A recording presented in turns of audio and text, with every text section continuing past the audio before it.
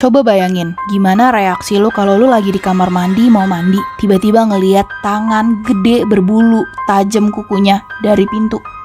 Lu bakal ngapain? Nah ini pengalamannya Kak Debbie yang bener-bener merinding. Halo Kak, nama saya Debbie dari Cepu, Blora, Jawa Tengah. Mau nyeritain sedikit pengalamanku yang menurut aku agak horor. Ceritanya dimulai waktu aku masih sekolah, kelas 2 SMK. Pada waktu itu hari Jumat dan ada ekskul pramuka. Kebetulan pulang dari ekskul sekitar jam 5 sore dan sampai rumah sekitar mau maghrib. Setelah aku sampai rumah, aku melepas sepatu dan tas, lalu ambil baju untuk langsung mandi karena badanku sudah berkeringat dan lengket. Waktu aku baru mau lepas baju, tiba-tiba ada suara seng yang dibuka karena kamar mandiku masih ditutup seng yang nggak terlalu rapat. Jadi jika ada angin masih kerasa. Nah waktu itu aku mau buka baju, terdengar suara krek dan biar seperti ada yang mukul seng. Tapi tidak aku hiraukan karena masih berpikir positif, mungkin kucing yang nabrak seng. Tidak berserang lama, ada angin yang berhembus lumayan kencang dan ada bau seperti telur yang udah busuk. Saat itu juga di sebelah kananku dengan kondisi saya baru melepas baju, ada tangan besar hitam dengan kuku yang panjang seperti mau membuka seng penutup kamar mandi. Karena saya orang yang gak terlalu percaya dengan hal seperti itu, dan karena mohon maaf saya non-muslim, saya amati tangan tersebut. Tangannya besar, berbulu, dengan kuku yang sangat panjang, mirip sama gorila. Dengan spontan saya teriak dan memakai baju lagi, lalu keluar dari kamar mandi. Dan ditanya sama ibu, kenapa? Saya ceritakan, tapi ibu saya cuma nenangin saya. Dan beberapa hari setelah kejadian itu, ibu saya mencium bau busuk itu lagi. Dan konon kata tetangga yang pernah tinggal di rumahku, itu memang sering diganggu. Bahkan anaknya dari tetangga saya itu pernah tidur di sebelah sosok yang biasa disebut genderuwo, Kak. Serem banget sumpah. Sumpah gue gak kebayang ya jadi Kak Debbie. Gue antara pengen teriak tapi juga kayak gak bakal bisa ngomong karena udah ketakutan gitu. Kalau kalian reaksinya kayak gimana? Coba ya komen.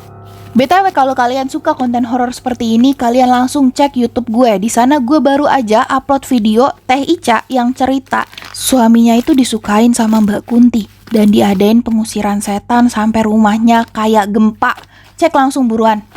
Dan gue bakal upload setiap hari juga di YouTube. So, subscribe. Awalnya cerita kakak ini nih enak nih, anak indigo yang punya temen, tapi temennya ini baik. Tapi lama-kelamaan kok ceritanya makin nyeremin ya. Nah ini ceritanya Kak Dila yang diteror di kosannya. Hai Kak, nama aku Dila, umur aku 19 tahun. Aku tertarik untuk menceritakan pengalaman horor aku ke kakak. Waktu aku SMA, tepatnya kelas 1 sampai kelas 3, aku gak tahu kenapa bisa ngelihat hal-hal yang berhubungan dengan makhluk halus. Dan semenjak itu juga aku punya teman gaib bernama Dita. Hari semenjak itu aku ngerasa nyaman bersama dia. Dia gadis kecil, turunan Belanda. Dia baik dan cantik. Dia ngelindungi aku dari hal-hal buruk. Tapi sayangnya dia bilang dia harus pergi. Sedih memang, tapi apa daya, aku cuma manusia biasa.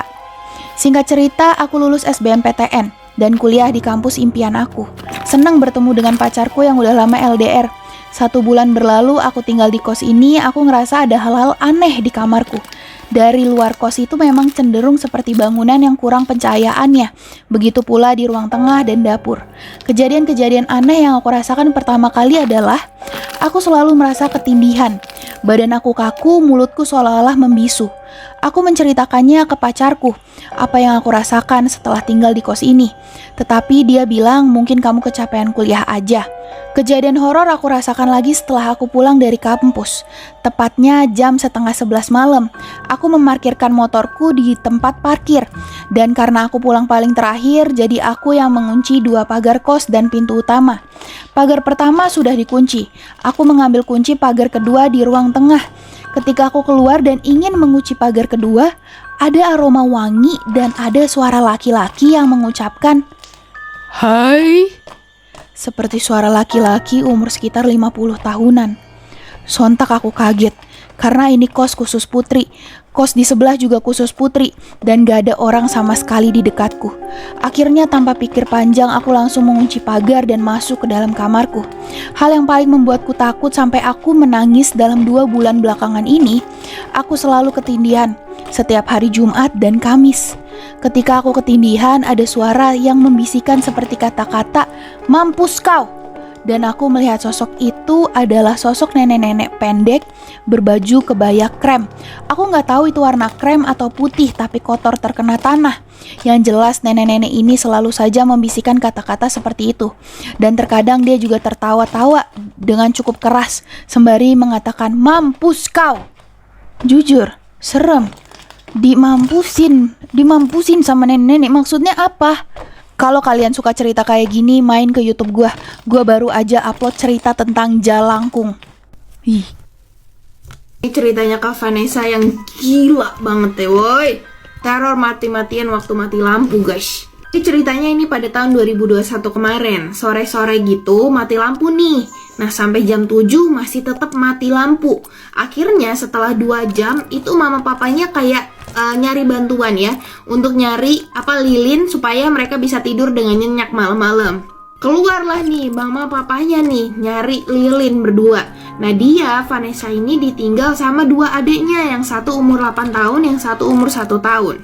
Karena Vanessa ini anak paling besar ya otomatis dia bertanggung jawab untuk jagain adiknya ya. Nah, waktu bapaknya sama mamanya keluar nih, Vanessa itu kebelet pipis nih guys. Akhirnya minta tolong sama adiknya yang panggil aja namanya N, buat ke kamar mandi megangin senter HP gitu loh guys, supaya ada pencahayaan. Nah, belum selesai si Vanessa ini pipis guys, tiba-tiba adiknya yang umur 1 tahun ini yang cowok itu nangis guys dari kamar. Akhirnya disuruh lah nih, Vanessa suruh adiknya yang N ini, udah kamu samperin aja adek, terus bikinin dia susu ya, tenangin dia, jangan sampai dia nangis gitu guys. Baik banget ya jadi kakak nih.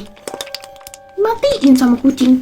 Itu dia ditinggal sendirian tanpa pencahayaan guys. Jadi si senternya itu dibawa sama adiknya yang N ini. Bayangin dia gelap-gelapan pipis tuh. Tiba-tiba dia dengar ada suara anak kecil yang nangis. Lah dia jadi kaget kan tuh. Gue ngomong aja langsung merinding nih gue. Jadi kaget dia. Karena suara itu bukan suara adiknya. Dan suara itu datang dari kamar mandi. Vanessa dengan berani malah ngomong kayak gini, "Woi, siapa tuh?" Tiba-tiba guys, di pojokan kamar mandi kelihatan sosok cewek berambut panjang dan matanya merah. Kaget lah ya kan. Dan si sosok ini pas dilihat langsung ketawa. Vanessa yang udah ketakutan akhirnya dia nangis gitu ya guys. Terus akhirnya si adiknya yang cewek yang N ini langsung nyamperin Vanessa ke kamar mandi, langsung nanya, "Kakak nangis?" Dan akhirnya ya udah dia berdua kembali ke kamar. 25 menit tahan, akhirnya mama sama papanya ini pulang, udah beli lilin ya kan. Nah dia nggak cerita nih tentang sosok cewek yang dia lihat di kamar mandi karena takut ya. Ya udah tuh mamanya nyuruh mereka tidur. Nah mereka ini tidur pisah guys. Jadi Vanessa sama adiknya yang N ini di kamar satu, dan adiknya yang cowok ini sama mama sama papanya. Cerita mereka udah tidur nih si Vanessa sama adiknya yang N, tapi jam 2 pagi dia tuh ngerasa kayak ada yang nindihin badannya. Dan dia jadi susah nafas, nggak bisa gerak, ketindihan. Dari itu, tapi kayak ada yang bisikin kayak, tolong aku gitu.